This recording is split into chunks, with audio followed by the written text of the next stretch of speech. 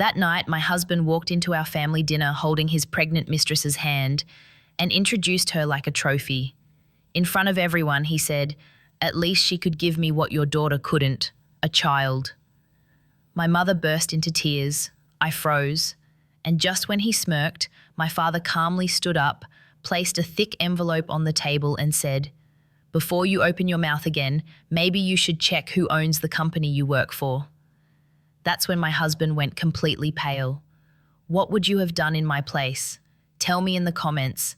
And don't forget to like and subscribe for more true stories where karma always finds its way back. I still remember the way the chandelier light shimmered above our dining table that night, soft, golden, almost too perfect for what was about to happen. It was my father's birthday. He'd just turned 65, and my mother wanted the evening to feel peaceful, simple, full of laughter. We'd spent the whole day preparing his favorite dishes, mashed potatoes, grilled salmon, and a chocolate cake that took me hours to frost. I wanted everything to feel normal. I wanted to believe my marriage was still worth showing off. When I heard the front door open, I smiled instinctively. Desmond was late, as usual, but he'd promised to bring a surprise for my dad, a rare bottle of scotch he'd been hunting for weeks. I wiped my hands on the apron, adjusted my dress, and walked out of the kitchen. And that's when I saw her, a woman I had never met, standing beside my husband, holding his arm as if she'd earned it. She was tall, glamorous, with soft curls and a stomach that could only mean one thing: pregnant. My heart stopped. For a second, my brain refused to connect the dots. The only sound in the room was the clock ticking behind my father's chair. Desmond looked at me like a man showing off a prize. He smiled, that smile, the one I used to love. "Everyone," he announced, "this is Vanessa. I thought it was time you all met the woman who's going to make me a father." The words tore through the air like glass shattering. My mother gasped, clutching the edge of the table. My father didn't move. And me? I stood there, frozen, feeling my chest tighten, my throat burning, as if someone had poured ice water down my spine. I wanted to scream, to ask him if this was some kind of cruel joke. But I couldn't speak. I just stared at his hand on her waist and the tiny, satisfied smirk on her lips. Vanessa, his surprise, looked around the room, smiling with a confidence only ignorance could give. "Don't worry," she said softly, resting her hand over her belly. "I know this must be hard for you, but you'll come to understand that life moves on." My mother broke into tears. The knife she had been using to cut the roast slipped from her hand and hit the floor with a dull clang. "Desmond," she whispered, "how could you do this here, in our home?" "In my home," he corrected coldly, pulling out a chair for Vanessa as if we were hosting a dinner guest. He turned to my father, smiling again. "Sir, I didn't mean to cause a scene. I just thought it was time to be honest. Aisha and I have tried for years, but she can't give me what a man needs, a family. Vanessa can. She's 5 months along." Every word felt like a stab wound I couldn't stop bleeding from. I gripped the edge of the table to keep myself from falling. The walls seemed to close in. Even the light from the chandelier felt harsher, almost mocking. I looked at my father. He hadn't said a word yet. He just sat there, his eyes fixed on Desmond. Not angry, not shocked, just studying him. That silence terrified me more than anything, because I knew my father. When he was silent, it meant something was coming. "I'm sorry you had to find out like this," Desmond said, turning to me finally. He looked almost proud. "But this is life, Aisha. Maybe it's time you stop holding me back. Vanessa and I are building a future. You should move on." Something inside me cracked. Not loudly, not visibly, but I felt it. Like a bridge collapsing underwater. I wanted to slap him, to throw the plate across the room, to make him feel what I was feeling. But instead, I whispered the only words I could manage. "Why here, Desmond? Why tonight?" He shrugged. "Because honesty deserves witnesses." The cruelty in that sentence will never leave me. He didn't come to tell me the truth. He came to humiliate me. Vanessa reached for his hand, squeezing it. "Don't be too hard on her," she said sweetly. "She'll understand once the baby arrives." I couldn't breathe. My knees buckled, and for a moment I thought I'd collapse right there. But before I could move, my father's chair scraped softly against the floor. He stood up slowly, adjusted his glasses, and looked straight at Desmond. The entire room fell silent. My father's voice was calm, too calm. "Desmond," he said, "before you open your mouth again, maybe you should check who owns the company you work for." Desmond blinked. What are you talking about?" My father reached into his coat, pulled out a thick envelope, and placed it on the table. Inside was a document, a set of contracts with a single name on top, Everett Holdings, my father's company, the company that had secretly funded Desmond's career for the past 6 years. My father leaned forward slightly. "Next time you decide to insult my daughter," he said, his voice low and steady, "make sure you're not doing it while eating at the hand that feeds you." Desmond's face went white. Vanessa's hand slipped from his, and I, after all that pain, finally exhaled. For the first time that night, I didn't feel small. I didn't even feel broken. I just felt awake. People say you never notice the moment love dies.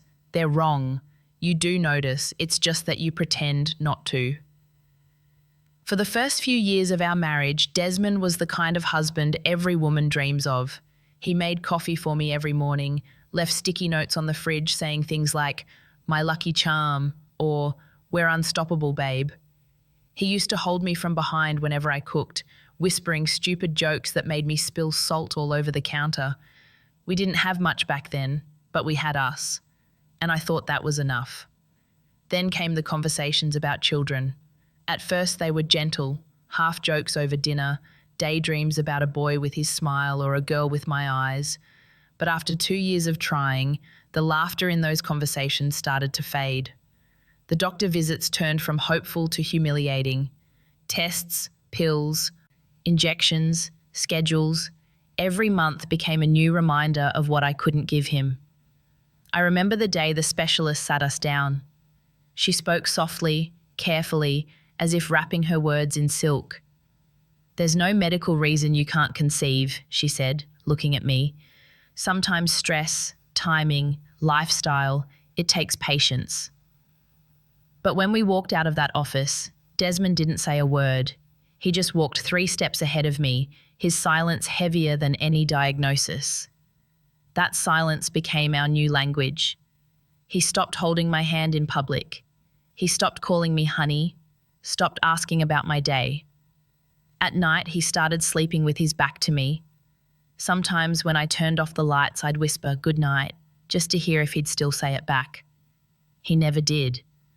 Then came the first comment, the kind that cuts deeper than it sounds. One morning while we were getting ready for work, he said, "Maybe if you spent less time worrying about your career, your body would cooperate." It wasn't a fight. It was colder than that, just a fact, tossed like a knife over his shoulder. And that knife stayed lodged in me. The months that followed were a slow decay. He began coming home late, first once a week, then almost every night. He'd smell of expensive perfume that wasn't mine. When I asked, he'd laugh. "You're being paranoid, Aisha. Don't turn into one of those desperate wives." I tried to believe him. I tried to be the calm, rational wife who keeps the home standing while the storm rages outside. But something in me was already breaking.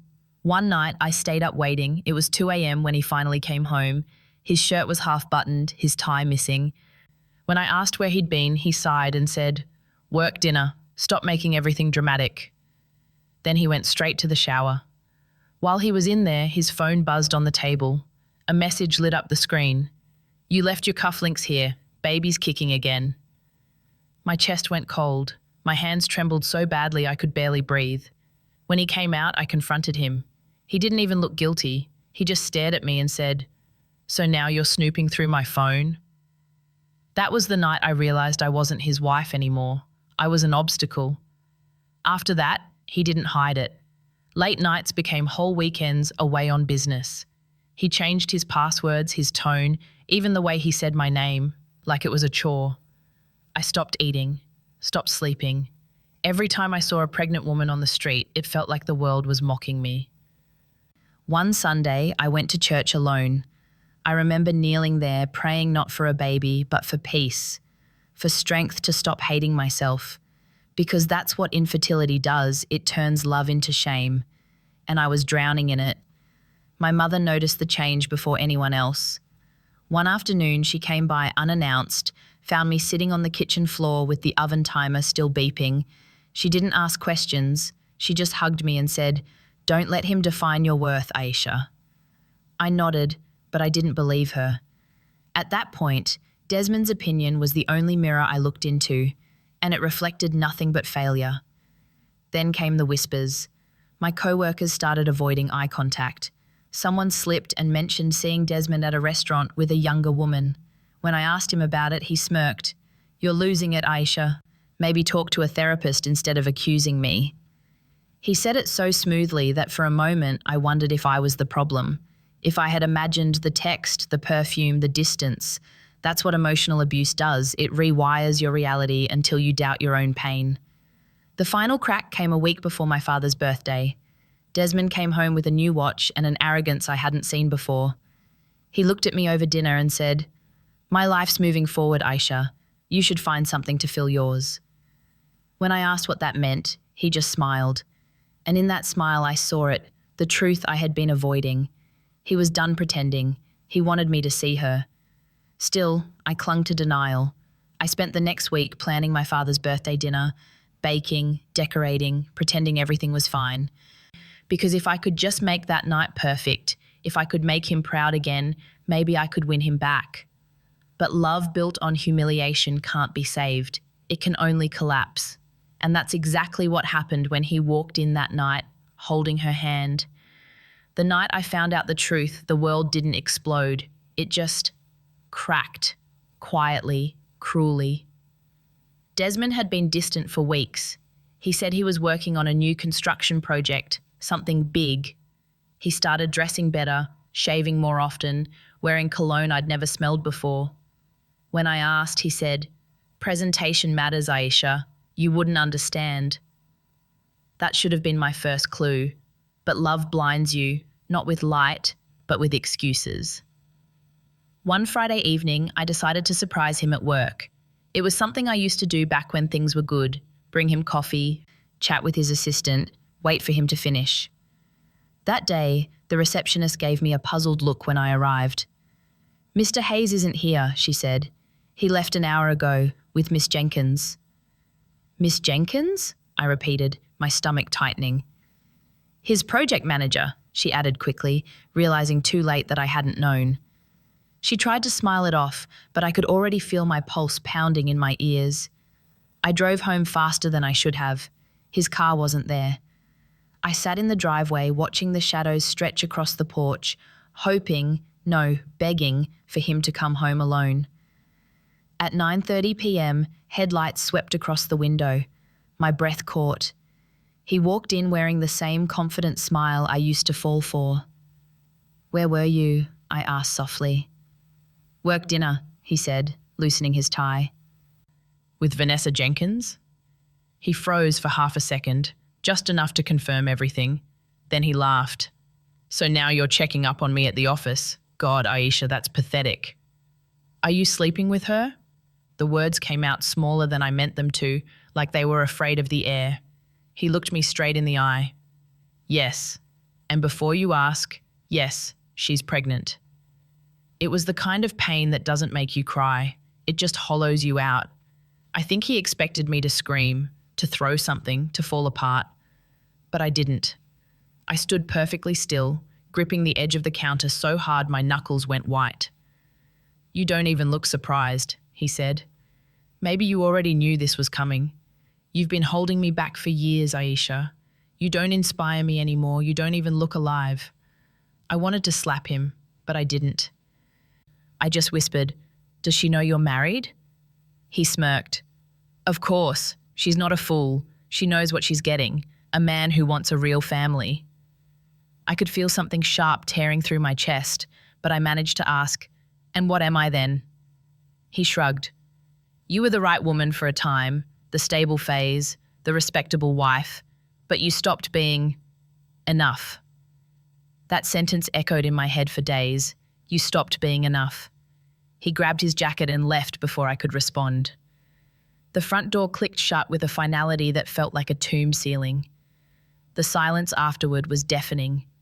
No footsteps, no apology, just the sound of my heartbeat and the clock ticking, counting down the end of us. I sat on the floor for hours staring at the door, half expecting him to come back. He didn't. When dawn came, I was still in the same spot. My phone buzzed.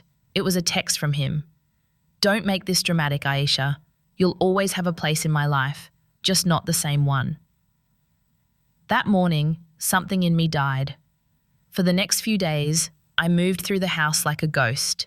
His clothes still hung in the closet. His cologne lingered in the air. But everything felt tainted.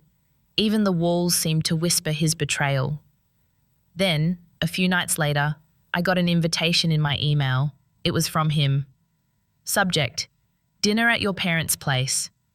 The message read, don't be late. It's time we all face the truth. I'm bringing Vanessa. At first I thought it was a joke, but the more I stared at the screen, the more I realized he meant it. He was going to walk into my parents' home with her and humiliate me publicly. Like he wanted to erase the last ounce of dignity I had left. I deleted the email. Then I sat there trembling, staring at the reflection of my own face in the laptop screen, pale, hollow, unrecognizable. I had two choices, run or endure. And somehow I chose to endure. The day of the dinner, I went to my parents' house early. I helped my mother set the table, pretending everything was fine. She noticed the bruise on my wrist where I'd accidentally hit the counter days earlier. She didn't ask. She just looked at me and said, whatever happens tonight, remember who you are. I nodded, but inside, I felt like no one. As the evening approached, I kept checking my phone, half hoping he'd change his mind. He didn't. At exactly 7, his car pulled into the driveway. I saw the headlights from the window. And then I saw her, Vanessa, stepping out in a sleek white dress, her hand resting gently on her round belly. I remember thinking how cruel the universe can be, how it could let someone carry life inside her while killing another woman's spirit at the same time. When the doorbell rang, I felt my mother's hand squeeze mine under the table. Stay calm, she whispered. Your father's here. And thank God he was, because if my father hadn't been in that room, I might have broken that night. I can still see the scene in flashes, the sound of Desmond's voice announcing his big news, my mother's soft sobs, Vanessa's smug smile, and then my father's silence, heavy, terrifying, deliberate. He didn't raise his voice. He didn't slam his fist on the table. He just waited, watched Desmond dig his own grave with every arrogant word. That was the longest dinner of my life. Every minute felt like a blade twisting deeper into me. But something strange happened toward the end. In between the humiliation, the shame, and the rage, something inside me began to cool, a stillness I couldn't explain. It was the first flicker of calm after the storm. And I didn't know it yet, but that calm was the start of something powerful. The moment when pain began to turn into strength.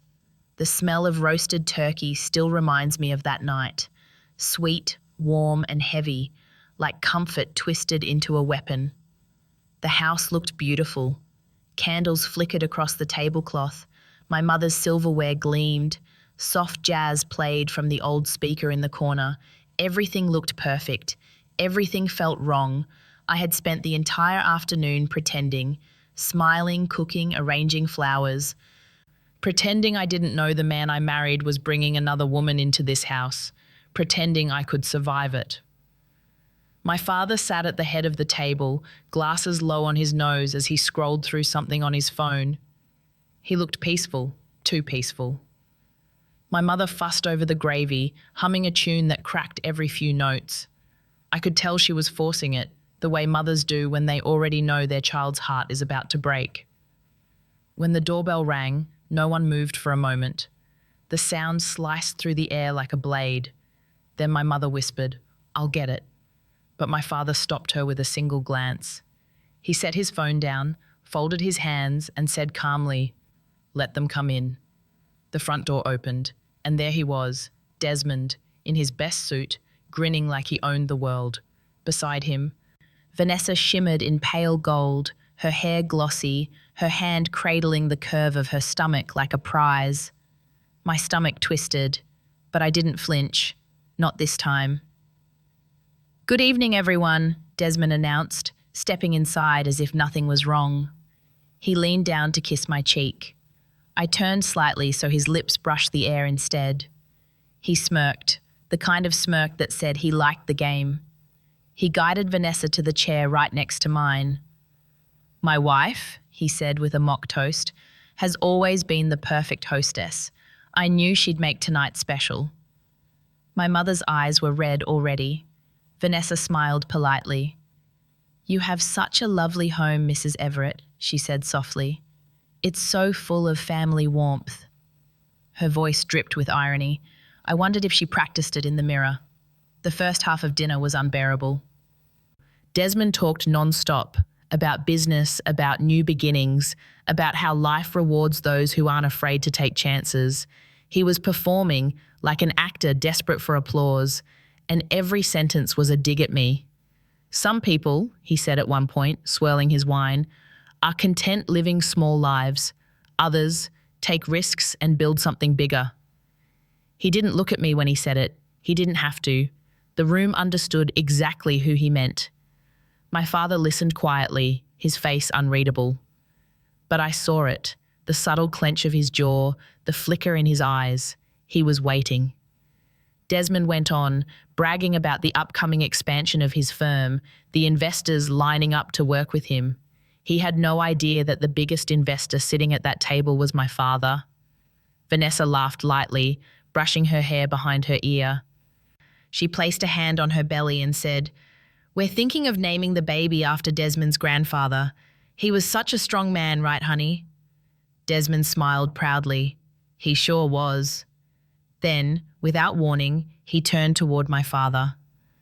"Sir, I wanted to thank you again for your support.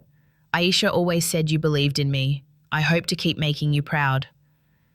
My father didn't respond. He just lifted his glass, sipped, and set it down. The silence after that was louder than any words. Desmond turned to me instead, his tone sharp enough to cut. "Maybe someday," he said, "Aisha will understand what it means to give a man legacy." It was such a simple sentence, but it ripped through me. Legacy. That's what I had failed to give him.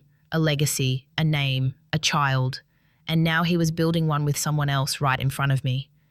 I tried to steady my breathing, to remind myself that I had promised not to cry. But when Vanessa reached across the table and touched his hand, whispering, "Our baby's kicking again," I felt my throat close. My mother dropped her fork. The clatter echoed through the silence. Desmond laughed. "Guess he's excited to meet his grandfather, huh?" He looked straight at my father, smiling wide. The arrogance was blinding. My father's eyes flicked to me, then to Desmond. He didn't say a word. He didn't need to. His silence was its own kind of warning. My mother tried to change the subject, asking if anyone wanted more wine. But Desmond didn't stop. He leaned back in his chair, completely at ease, savoring every second of my humiliation. "You know," he said, swirling his glass, "Aisha always wanted to keep our struggles private. But I think hiding the truth only makes it worse. Sometimes you have to admit when something's empty." The word empty hit me like a bullet. He didn't look at me. He didn't need to. Everyone at the table understood. Vanessa gave a soft laugh. "Desmond," she said teasingly, "don't be cruel." But the damage was done. My hands trembled under the table. I clenched them until my nails dug into my palms. The sting helped me stay upright. My mother whispered, "Aisha, sweetie, you don't have to sit through this." But I shook my head. "No, Mum," I said quietly. "I do. Because if I left now, he'd win. He'd have the story he wanted, the weak wife who couldn't face the truth." So I sat there, staring at the candle flames dancing on the table, pretending not to feel the tears burning behind my eyes. Pretending I couldn't hear my own heartbeat pounding louder than his voice. Desmond chuckled again, leaning back, satisfied. He thought he'd broken me. But the funny thing about people like him is that they always talk too much. They always forget who's really listening. My father reached for his napkin, dabbed the corner of his mouth, and said calmly, "Desmond, I think you've said enough." Desmond smiled, oblivious. "Oh, not at all, sir. I just want to be honest with your daughter. It's better to face reality than live in denial, right?" My father's eyes hardened. "Reality," he repeated softly. He picked up his glass, swirling the wine as if deep in thought. Interesting word. The room went still. Even Vanessa sensed the shift. And that's when I felt it. That sudden quiet before a storm, the kind where the air grows heavy and every instinct tells you something big is about to happen. Desmond didn't see it. He just kept talking. He didn't know that in less than a minute, the entire table and his entire life was about to turn upside down. My father placed his napkin neatly beside his plate, as if he'd simply finished a normal meal. He took a slow breath, his voice calm but sharp enough to slice through the room. "Desmond," he said, "you talk about honesty and reality, but there's one thing you haven't faced yet." Desmond leaned back, smirking. "And what's that, sir?" My father reached into his jacket and pulled out a thick brown envelope. He set it down in front of him, the sound heavy, final. The candlelight flickered across his glasses as he said quietly, "You've been bragging about your company, your expansion, your investors. I think it's time you take a good look at who you actually work for." Desmond blinked, confused. "What do you mean?" My father slid the envelope across the table. "Go ahead, open it." Desmond hesitated, glancing at me, then back at him. He tore it open. Inside were several documents, official contracts, bank transfers, and a single letterhead that made the blood drain from his face.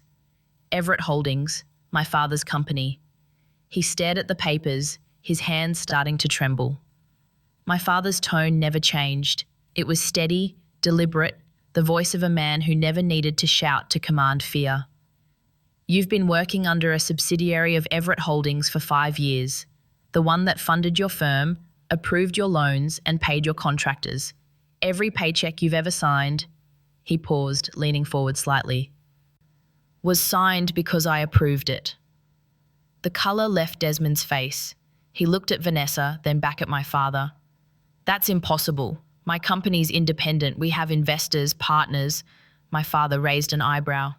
"Yes, and who do you think your partners are? You never checked the full ownership records, did you? I did that on purpose.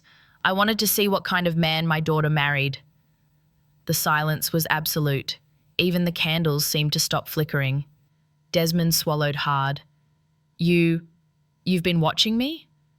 My father nodded once. "From the moment you asked for her hand, I saw potential in you. You were ambitious, determined. I thought maybe, with the right guidance, you'd grow into a decent man." He leaned back, his eyes cold now. "But I was wrong." Desmond's mouth opened, but no words came out. He looked around the table, desperate for someone to save him. Vanessa sat stiff, her confidence draining as she realized the air in the room had turned against them. My father's voice lowered. "You humiliate my daughter under my roof, on my birthday, with your mistress by your side, while living off the company that I built?" He let out a dry laugh. "You wanted honesty, son. Here it is." He turned toward me, his tone softening for the first time that night. "Aisha, sweetheart, I didn't tell you sooner because I wanted you to choose your own life. But make no mistake, this man has been thriving off the Everett name for years." I stared at the documents, my heart racing. I had no idea. My father had never mentioned any of this. He had quietly protected me from behind the scenes, even when I thought I was completely alone. Desmond pushed his chair back suddenly, his voice cracking. "You can't do this. You can't just take away everything I've built." My father stood.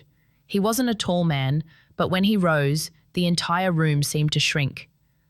"I'm not taking anything," he said evenly. "I'm just reclaiming what was never yours." He pulled another paper from the envelope, a letter of termination, signed that morning. "Effective immediately, your contract with all Everett subsidiaries is dissolved. You'll receive no severance. The board has already been informed." Vanessa gasped. "What? You can't just ruin him like this?" My father's eyes shifted to her, cold, assessing. "Young lady, you should choose your company more wisely, because as of tonight, the man beside you doesn't have one." Desmond's breath came fast, uneven. "This is revenge." "No," my father interrupted, voice like steel. "This is consequence." The weight of that word filled the room. Consequence.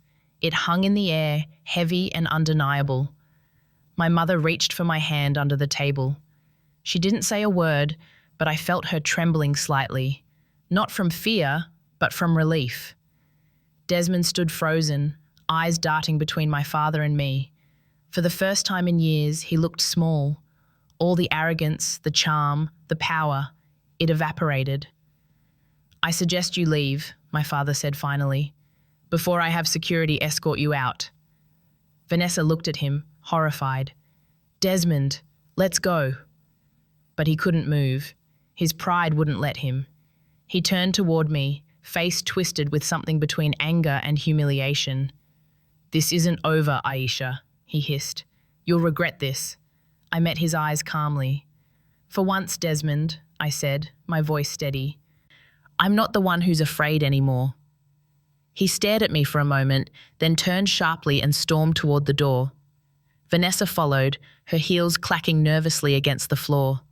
When the door slammed shut behind them, the sound echoed through the house like thunder. The silence that followed was peaceful, the kind that comes only after a storm has passed. My mother exhaled shakily and started clearing the plates, muttering something about reheating dessert. My father sat down slowly, folding his hands again as if nothing had happened. I looked at him, still stunned. "You knew. All this time, you knew." He gave me a small, weary smile. "A father always knows when his daughter is being mistreated. I just needed you to see your worth before I stepped in." That was the moment I broke, not from pain, but from the relief of being seen. The tears came quietly, unstoppable. He reached over, placed his hand over mine and said softly, "Now, Aisha, it's time you stop surviving and start living." For the first time in years, I believed him, and for the first time that night, I felt free. The morning after the dinner, the house felt too quiet. Even the ticking of the old clock sounded different, like it was counting down to a new life I hadn't chosen yet. I woke up on the couch, still in the same dress from the night before. My makeup had smudged, and my throat felt raw from holding back everything I wanted to scream. For the first time in years, I didn't check my phone for his messages. There was nothing left to read. My mother tiptoed around me that morning, speaking softly, like noise might break me. She made tea, the way she used to when I was a little girl after a nightmare. When she set the cup in front of me, her hand lingered on my shoulder. "You did the right thing," she whispered. I nodded, but I didn't feel brave. I felt empty, like someone had turned off the gravity inside me and I was just floating in the wreckage. Later that day, my father came home from the office. He didn't mention the dinner. He didn't have to. The look in his eyes said enough. He sat across from me and quietly placed a folder on the coffee table. Inside were papers, bank transfers, legal notices, and a single document with my name at the top. Transfer of ownership. "I want you to take this," he said. "These are the shares I've held in Desmond's company. They're yours now." I blinked. "Dad, I don't want his—" He interrupted gently. "It's not his, Aisha. It never was. You've earned the right to decide what happens next." I stared at the document. It felt heavy, not just with numbers, but with history, with every insult, every humiliation, every tear I'd swallowed to keep the peace. "I don't want to destroy him," I said quietly. I just want to stop hurting. My father smiled faintly. That's how you know you're healing. Days passed. News travels fast in small towns. By the end of the week, everyone knew what had happened. Desmond's name started popping up in whispers, his company collapsing, clients pulling out, rumors of financial fraud. I didn't ask for updates, but they found me anyway. One afternoon, my former colleague from the firm called. "Aisha, you won't believe this," she said. "The board suspended Desmond. Apparently your dad pulled every contract. They found things in the accounts. Shady deals, fake invoices." I didn't say a word. I just listened to the sound of karma doing its work. That night, Desmond showed up at my parents' house. It was raining hard, thunder shaking the windows. My mother peeked through the curtain and gasped, "Aisha, it's him." He was soaked, his hair plastered to his forehead, his once perfect suit clinging to him like a ghost of his arrogance. I hesitated before opening the door, but something inside me, curiosity, maybe pity, made me do it. He looked different, smaller. "Can I come in?" he asked, his voice hoarse. I didn't move. "Why?" "I need to talk to you." I crossed my arms. "We did all our talking last night." He flinched. Rain dripped from his chin. "Please, Aisha, everything's falling apart. They're investigating me. I don't know what to do." For a long moment, I just watched him, this man who once towered over me, who used to make me feel small. Now he was shaking, desperate, the mask finally gone. "Do you remember," I said softly, "when I begged you to talk to me? When I asked you to let me in and you laughed?" He swallowed hard. "I made mistakes. I was angry. You have to believe me. Vanessa, she left. Took everything. I have nothing left." I stepped aside just enough for the porch light to hit his face. It was pale, haunted. The same look he had when my father revealed the truth. "I don't hate you, Desmond," I said quietly. He looked startled. "You don't?" "No," I said, "because hate still means I care. And I don't, not anymore." He tried to reach for my hand, but I stepped back. "Please, Aisha," he whispered. "I just need help. A place to stay. Maybe, just until I fix this." I almost laughed. Not cruelly, but out of disbelief. Even now, he thought I'd save him. Even after everything, he still saw me as the soft place to land. "You're right about one thing," I said. "Life does reward those who take risks. You risked everything for your ego. Now you get your reward." He stared at me, eyes glistening, not with tears, but with humiliation. Then he turned, walking back into the rain without another word. The sound of the storm swallowed him whole. When the door closed behind him, I finally exhaled. My mother hugged me tight, whispering, "It's over." But I shook my head. "No, Mom, it's beginning." The weeks that followed felt like walking barefoot on broken glass, painful but necessary. I spent days helping my father's legal team unwind the contracts Desmond had forged. Nights were quieter. Lonelier, yes, but peaceful in a way I'd forgotten peace could feel. I started journaling again, something I hadn't done since college. At first, the pages were full of anger, but slowly they began to fill with something else. Gratitude, relief, even a strange kind of freedom. One evening, my father joined me on the porch. The sunset painted the sky in gold and lilac. He handed me a cup of coffee and said, "You know, when your mother and I married, I was broke. But she stood by me. We built everything together. That's why what Desmond did, it wasn't just cruel, it was cowardly." I nodded. "I used to think strength meant holding on." My father smiled softly. "Sometimes it means letting go before you drown." That night, I slept better than I had in months. Not because I'd forgiven him yet, but because I finally forgave myself.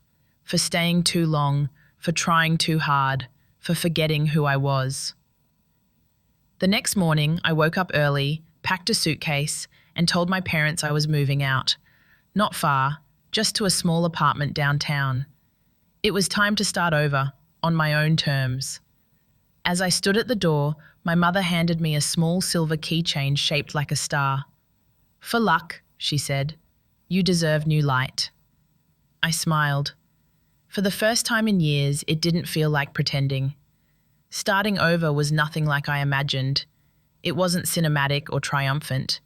It was quiet, like walking through ashes after the fire had already burned everything down. But the quiet was mine. My new apartment was small, one bedroom, a crooked window that creaked every time the wind blew, and walls painted the wrong shade of white. But for the first time in years, it felt like home.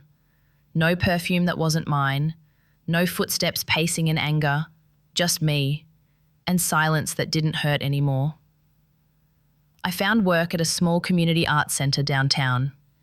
It wasn't glamorous, but it paid the bills and gave me space to breathe. Most days, I helped organise charity events or assisted with small theatre productions.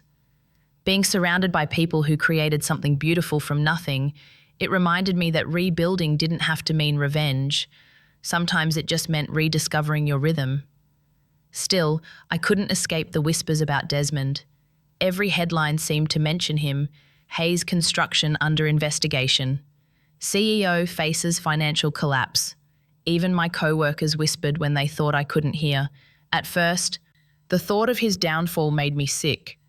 Not because I pitied him, but because part of me still hated that his name and mine were tangled together in every story. I wanted to be free of him completely. One morning, my father called. He sounded calm, but I could hear the weight in his voice. "They're filing charges," he said.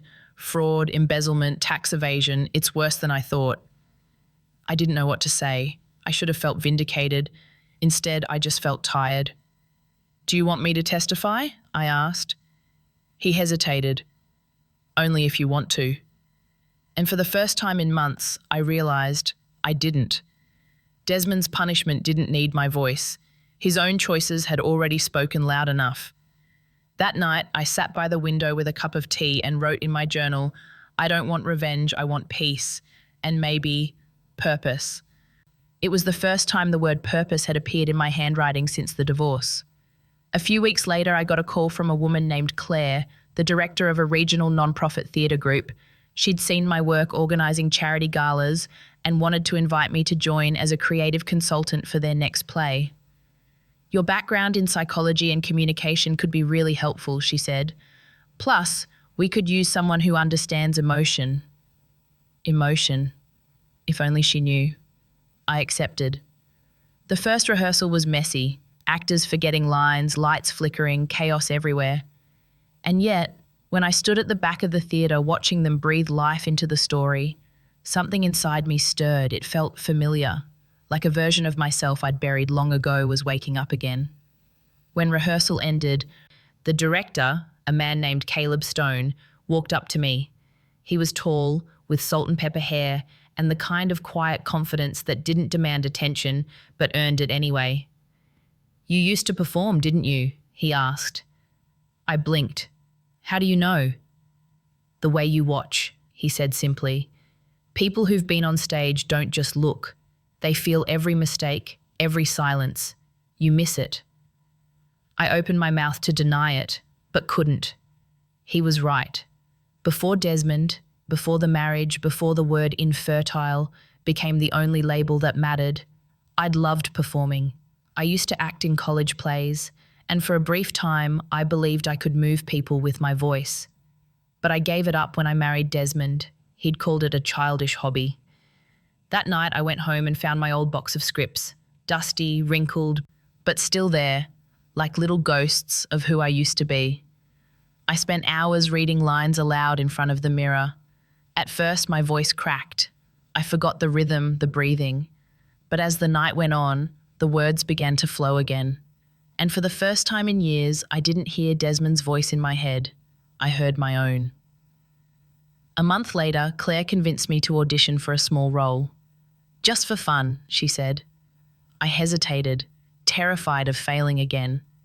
But when I stepped onto that empty stage and looked out into the dark rows of seats, something shifted. The lights were warm, the air was still, and in that silence I felt alive again. I read the lines from memory, words about heartbreak and forgiveness, words that felt carved from my own story.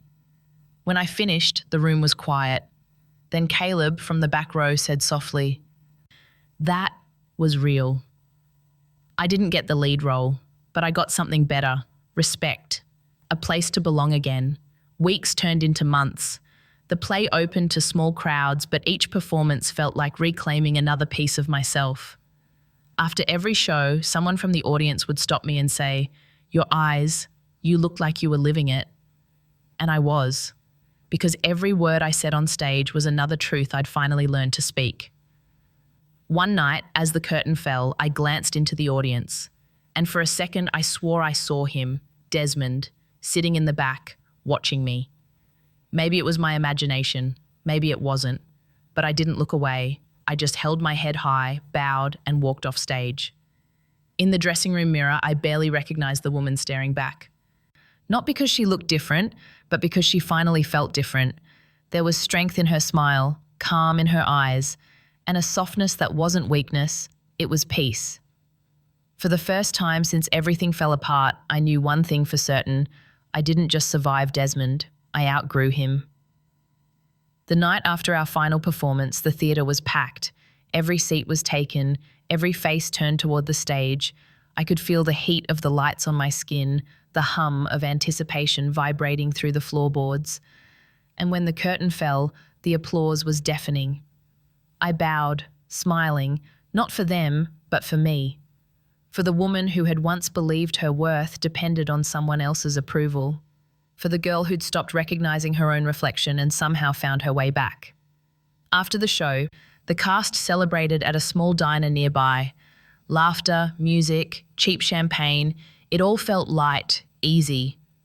When I finally stepped outside to go home, the city was alive with rain, thin streaks of silver under the streetlights. That's when I saw him, Desmond, standing across the street, drenched, like a ghost caught between guilt and regret. For a long moment, we just stared at each other. Neither of us moved. Then he crossed the street, slowly, cautiously, as if approaching someone sacred or dangerous. "You were incredible," he said. His voice was soft, almost broken. "I didn't know you could perform," I interrupted. "I used to, until you made me believe it wasn't worth it." He winced, glancing at the ground. "I deserved that." "You deserved worse," I said quietly.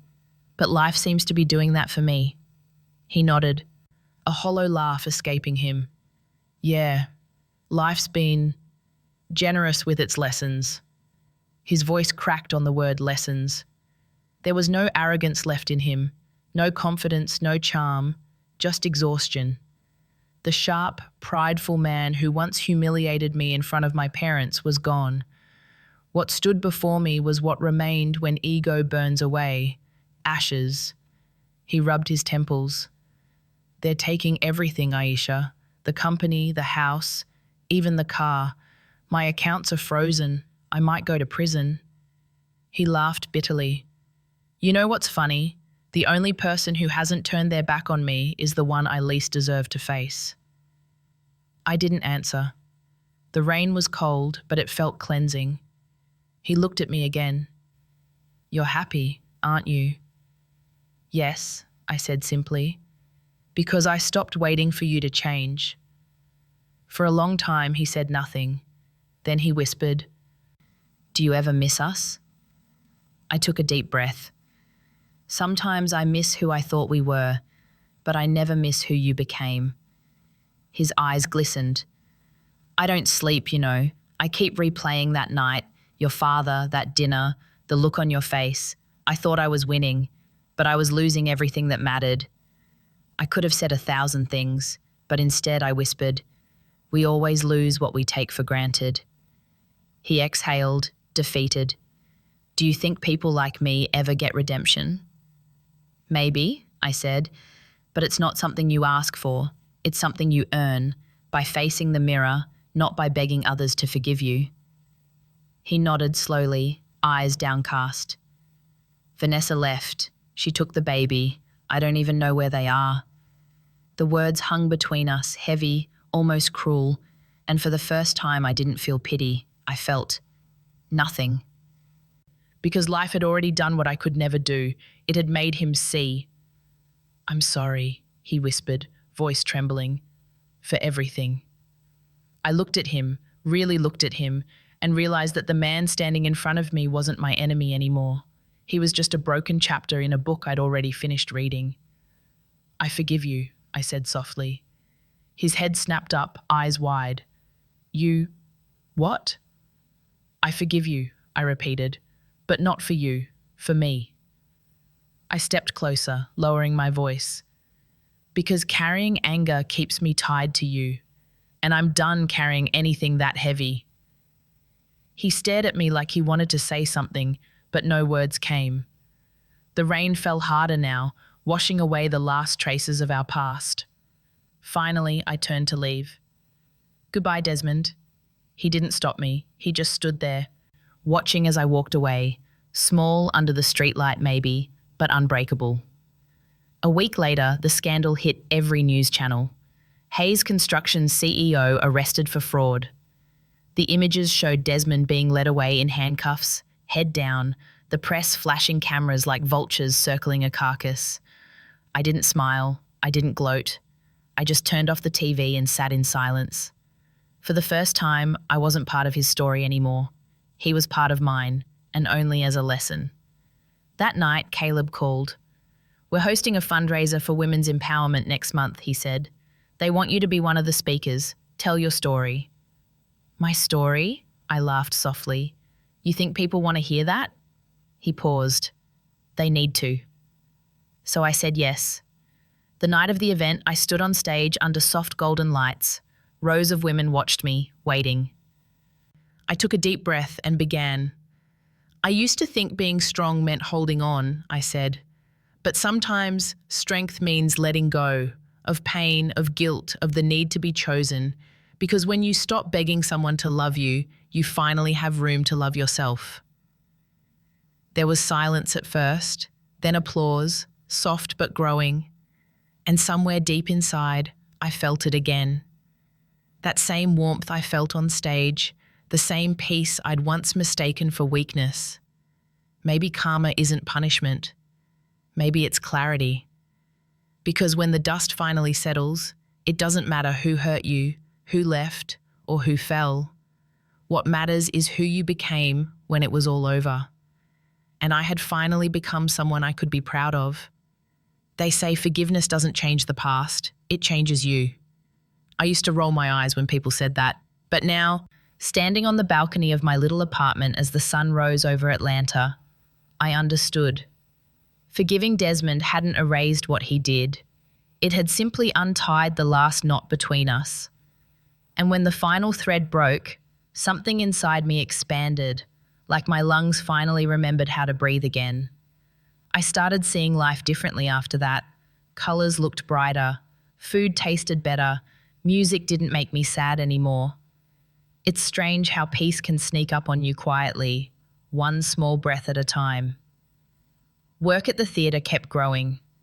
After the success of our last play, Caleb asked me to co-direct a new project. It was about loss, resilience, and the strange beauty of second chances. The irony wasn't lost on me. During rehearsals, Caleb and I spent long hours discussing scripts, lighting, and timing. He was patient, meticulous, and had this way of making people feel safe. Some nights we'd stay late, talking long after everyone left, about life, mistakes, faith. He never asked about Desmond directly. He just listened whenever I brought it up, never judging, never interrupting. One evening, as we locked up, he said softly, "You know, pain doesn't vanish. It just learns where to live." I smiled. Maybe that's what healing is, teaching it how to stay without breaking you. He nodded. Exactly. That night, as I walked home, I realized I hadn't thought about Desmond all day, not once, and that realization felt better than any revenge ever could. A few weeks later, I got an unexpected email. It was from a women's organization that had seen my fundraiser speech online. They wanted to feature my story in their national campaign, Rise Again. At first, I hesitated. Exposing myself to the world again felt terrifying. But then I remembered something my mother once said. Your story might be the light someone else needs to find their way out. So I said yes. We filmed the segment in the theatre. They asked me to stand under the same spotlight where I had once performed and speak directly into the camera. What would you tell a woman who feels broken? The interviewer asked. I took a breath and said, I'd tell her that broken isn't the end. It's just a different shape of whole. You may never go back to who you were, but you can become someone stronger, kinder, and free. When it aired, messages poured in. Women from all over wrote to me, stories of betrayal, heartbreak, infertility, loss, and every message reminded me I wasn't alone. None of us were. One afternoon, while organising costumes backstage, I heard Caleb call my name. He was holding a small envelope. For you, he said. Inside was a photo, our entire theatre group, smiling after our last show. On the back, he'd written, for the woman who turned pain into art. I laughed, touched and speechless. Caleb, I said softly, you don't know what that means to me. He smiled. Maybe I do. There was something in his gaze that made my heart stutter. Not fireworks, not obsession, just peace. The kind of connection built on quiet understanding, not chaos. And for the first time in my life, I didn't feel like I was chasing love. I was letting it find me. Months passed. One morning, as I opened the theatre doors, I saw a little girl sitting on the steps. She couldn't have been more than 4, clutching a worn teddy bear. Her babysitter had stepped away for a minute. She looked up at me with big, curious eyes and asked, Are you the lady who talks on the stage? I smiled. Sometimes. She nodded thoughtfully. You talk nice. You don't sound sad. Her words pierced me in the gentlest way. Maybe that was the real measure of healing, not when you stop crying, but when even strangers can't hear the sadness in your voice anymore. That night, as I watched the sunset from the theatre balcony, Caleb joined me. He handed me a mug of coffee and said, We're lucky, you know. Not everyone gets to start over. I looked out at the skyline glowing gold. Starting over doesn't scare me anymore, I said, because now I know what I'm made of. He smiled. And what's that? Fire, I said. The kind that doesn't destroy, it warms. We stood there in silence, side by side, the city lights flickering below us. For once there was no rush, no fear, no ghosts from the past, just peace. And as the curtain of night fell, I whispered a quiet thank you to life, to pain, to love, to every version of me that refused to give up. Because sometimes redemption doesn't come in grand gestures. Sometimes it arrives softly, like dawn after a long dark night. And when it does, you don't fight it, you just let it in. It's strange how quiet life becomes when you stop fighting the past. There's no dramatic music, no thunderclap, no cinematic ending, just peace, steady, patient, and honest. A year had passed since the night everything fell apart. In that time, I'd built something new, something mine. The theatre had grown, the women's campaign had gone national, and I'd learned to speak my truth without fear of breaking. But the past has a way of finding you, even when you've stopped looking for it. One evening, after rehearsal, the front desk clerk handed me an envelope, no return address. Inside, a short letter written in shaky handwriting. Aisha, they sentenced me to 3 years. I've had a lot of time to think. If you ever read this, I just want you to know you were right about everything. I hope you're happy. You deserve that. Desmond. I read it twice, then I folded it neatly and slipped it into my journal, not out of sentiment but out of closure. There was a time when those words would have reopened wounds. Now they were just words. Proof that karma isn't about revenge, it's about reckoning. Later that week, I visited my parents. My father was pruning roses in the garden. My mother was humming softly in the kitchen. The house looked the same, but everything inside me had changed. My father smiled when he saw me. "You look different," he said. "How so?" "Like someone who finally knows her own worth." I hugged him, and for a moment I felt like that broken girl at his dinner table again, except this time I knew she'd survived. After dinner, my mother brought out the old photo album. She flipped to a picture of me in my wedding dress, bright smile, hopeful eyes, standing beside the man I thought would love me forever. I stared at it for a long time. Then I closed the album gently and said, "She didn't know it then, but she was about to become someone stronger." My mother squeezed my hand. "She still is." A few weeks later, I stood on the theatre stage alone. The auditorium was empty, the seats dark and silent. It was the same place where I'd first rediscovered my voice. I looked out at the rows and whispered softly, "Thank you." For the pain that broke me, for the storm that rebuilt me, for the silence that taught me to listen. I wasn't angry anymore. I wasn't even sad. I was grateful. Grateful that the worst thing that ever happened to me became the reason I found myself again. Caleb walked in quietly behind me. "You're talking to ghosts again," he teased. "Maybe," I said, "but they listen better than most people." He smiled, stepping beside me. "The new play's ready. You want to read the first line?" I nodded, taking the script from his hand. The first line read, "This is not the end. This is where I begin." I smiled. I think I know how to deliver that one. That night, as I walked home through the quiet streets, I passed by a small bookstore window. A quote was painted on the glass in gold letters. "Sometimes the woman who walked through fire is not the same one who walks out, but she's finally free." I stopped and stared at it for a long time. Then I smiled, because that was me. When I got home, I poured a cup of tea, sat by the window, and opened my journal to the last page. I wrote, "I no longer wait for closure from anyone else. I give it to myself. Because I am not what happened to me. I am what I chose to become afterward." I closed the journal, turned off the light, and let the night wrap around me like a soft blanket. For the first time in years, I didn't feel haunted by what I'd lost. I felt guided by what I'd found. Peace, purpose, and the quiet kind of happiness that never needed anyone's permission. If you've ever been broken, remember, your story doesn't end with pain. It begins when you rise again. Tell me in the comments, what did this story make you feel? And don't forget to like, share, and subscribe for more real stories that remind us it's never too late to start over.